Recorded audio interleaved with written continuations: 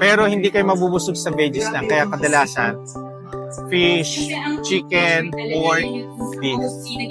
Yes! Tatanggalin niyo yung mga nagkakos ng inflammation. These are food na process. Kasi kadalasan sa grocery, ito yung nasa gitna.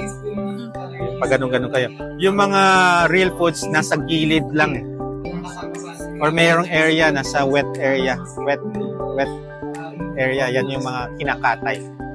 Doon kayo mag-focus. Mapapansin nyo, gumaganda ang sugar. Mapapansin nyo yung blood pressure gumaganda. Basta hindi kayo mag-cheat. Pagka nahihirapan kayo, monitor and guidance. Kung nag-i-insulin kayo, hindi pwedeng kayo lang. Napakadelikado yun.